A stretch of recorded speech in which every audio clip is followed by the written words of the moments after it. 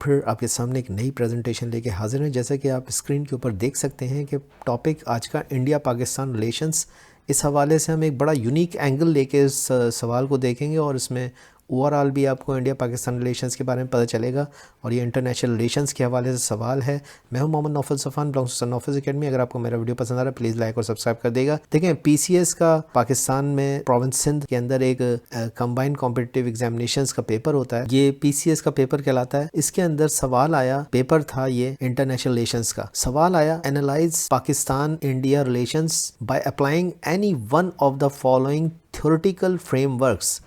اب یہ theoretical frameworks international relations کے ہیں. آپ جانتے ہیں ریئلزم اور دوسری طرف لبرلزم، یعنی کہ وہ یہ کہہ رہا ہے کہ پاکستان اور انڈیا کے جو تعلقات ہیں ان کو یا تو آپ ریئلزم کے حوالے سے دیکھیں کہ کس طرح سے تھے، یا آپ لبرلزم کی تھیوری کے حوالے سے اس کو دیکھیں کہ کیسے تھے یا کیسے ہیں. دیکھیں ریئلزم کے پوائنٹ آف ویو کو انٹرنیشنل ریلیشنز میں ریئلزم کی بات کی جاتی ہے تو دراصل ریئلزم یہ کہتا ہے کہ یہاں پہ انارکی ہے اور آپ کسی دوسرے کے اوپر ٹرسٹ نہیں کر سکتے، اور جب آپ کسی پہ ٹرسٹ نہیں کر سکتے تو اپنے بچاؤ کے لیے آپ پاور کو حاصل کرتے ہیں، ایک دوسرے کے اوپر قابو پانے کی بات کرتے ہیں. یا اب اسی چیز کو اگر آپ انڈیا پاکستان کے ریلیشنز کے حوالے سے دیکھیں کہ اگر انڈیا پاکستان ایک دوسرے پہ بھروسہ نہیں کر رہے، ایک دوسرے کو ایک اپنا دشمن جانتے ہیں اور پاور حاصل کرنے کی دوڑ میں لگے ہوئے ہیں کہ انڈیا پاکستان پہ بھروسہ نہیں کرتا، پاکستان انڈیا پہ بھروسہ نہیں کرتا، تو ایسی صورتحال کے اندر دونوں ملک کیا کریں گے؟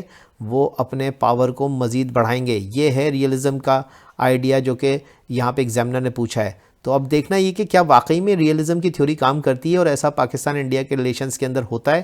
تو چلیں اس کو دیکھتے ہیں. تو شروعات سے ہی نظر آتا ہے جب 1947 میں انڈیا پاکستان کے بننے کے ساتھ ہی دونوں ممالک کے درمیان میں پہلی جنگ 1947 میں ہو جاتی، اور پھر ایک عدم اعتماد یعنی کہ بھروسے کی کمی کا نہ رکنے والا سلسلہ جو کہ 1965 کی جنگ میں اور پھر 1971 میں ایسٹرن پاکستان کے علیحدہ ہونے کی صورت میں، اور اس صورت میں ہونے والی جنگ اور اس کے نتیجے میں بنگلہ دیش کے بننے سے، یہ سب پاور ریئلزم کے کیڈر میں فال کرتا ہے. یہاں تک کہ 1974 آتا ہے اور پوکھران کے اندر انڈیا اپنے پہلا نیوکلیئر بام جو اس کا ٹیسٹ کرتا ہے اور اس طاقت کو حاصل کرنے میں کامیاب ہو جاتا ہے. دوسری طرف 1998 میں ضلع چاغی میں پاکستان نے بھی نیوکلیئر بم کے دھماکے سے یہ اعلان کیا کہ اس پاور ریئلزم کی دوڑ میں وہ بھی پیچھے نہیں. یہ وہ دور تھا جب 80 اور 90 کی دہائی میں پاکستان اور انڈیا کے تعلقات خراب سے خراب ہوتے جا رہے تھے، اور مسئلہ کشمیر کے ساتھ ساتھ سیاچن گلیشیئر کے جو محاذ ہے اس پر بھی دونوں ملک اپنے ایک دوسرے کے آمنے سامنے نظر آتے ہیں. اور آج تک یہ سلسلہ رکا نہیں ہے. پاکستان اور انڈیا دونوں میں طاقت اور اسلحے کی دوڑ آج بھی جاری ہے. اگر وہاں سے دیکھیں تو پرتھوی میزائل 1994 میں لانچ ہوتا ہے تو پاکستان غوری میزائل 2003 میں فائر کرتا ہے. اگر انڈیا سے 1997 میں MiG 29 کی خرید و فروخت کی بات ہوتی ہے تو پاکستان 1983 میں F-16 اور JF تھنڈر 2007 کے اندر بنانے میں کامیاب ہو جاتا ہے. اور اگر انڈیا سے ارجن نامی ہیوی بیٹل ٹینک 1983 to 1996 کی مینوفیکچرنگ ہوتی ہے تو دوسری طرف پاکستان سے الخالد کے ہیوی بیٹل ٹینکس 2001 سے دستیاب ہوتے ہیں. اس وقت یہ سلسلہ تھما نہیں ہے. دونوں ملک ایک دوسرے کے اوپر بھروسہ کرنے کے لیے تیار نظر نہیں آتے ہیں، اور دونوں ملکوں کے اندر اسلحے کی دوڑ اور طاقت کی دوڑ آج بھی جاری ہے. تو ہم یہ کہہ سکتے ہیں کہ جو ریئلزم کی تھیوری ہے وہ کام کر رہی ہے انٹرنیشنل ریلیشنز کے اندر، اور پاکستان اور انڈیا کے جو ریلیشنز ہیں وہ ایک بہت اچھی اگزامپل سیٹ کر سکتے ہیں ریئلزم کی اس تھیوری کو مزید کلیریفائی کرنے کے لیے. اب اگر ہم لبرلزم کے حوالے سے دیکھیں تو لبرلزم آپ جانتے ہیں کہ لبرلزم میں آپ ہمیشہ اعتماد کی بات کرتے ہیں. لبرلزم کی جو آئیڈیالوجی ہے یہاں پہ انٹرنیشنل ریلیشنز کے اندر یہ دیکھا جاتا ہے کہ تمام ملک ایک دوسرے کے اوپر بھروسہ کر کے دنیا کو جو ہے وہ امن کی طرف لے جانے کی کوشش کرتے ہیں. یعنی کہ آپ انٹرنیشنل ریلیشنز کے اندر لبرلزم کے وقت اس ٹول کو استعمال کرتے ہیں. یعنی کہ اگر ہم یہ کہیں کہ ملک ایک دوسرے کے اوپر بھروسہ کر کے آگے چلیں تو معاملات امن کی طرف جا سکتے ہیں، معاملات سلجھنے کی طرف جا سکتے ہیں. اب اگر ہم لبرلزم کی چھاؤں میں پاکستان اور انڈیا کے تعلقات کا جائزہ لیں تو جیسا کہ ہمیں معلوم ہے کہ لبرلزم میں ہمیشہ اعتماد کرنے اور ایک دوسرے کے ہاتھ تھامنے کی بات کی جاتی ہے. تو یہاں آپ کو دیکھنا ہوگا کہ کب کب یہ دونوں ملک یعنی انڈیا پاکستان قریب آئے اور ایک دوسرے پر اعتماد کرتے نظر آئے. 1965 کی جنگ کے بعد پاکستان اور انڈیا کے تاریخی مذاکرات جن میں سوویت یونین نے تھرڈ پارٹی کے فرائض انجام دیے، یہ 7 دن تک جاری رہے.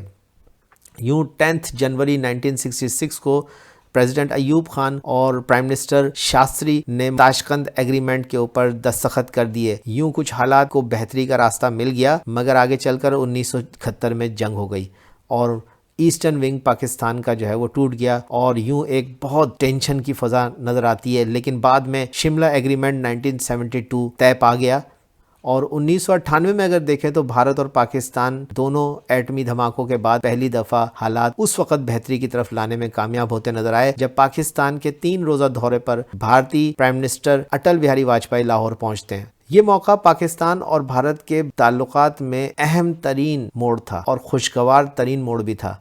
अटल बिहारी वाजपेयी के एजाज़ में लाहौर के शाही किले में एक शानदार दावत का एहतमाम किया गया।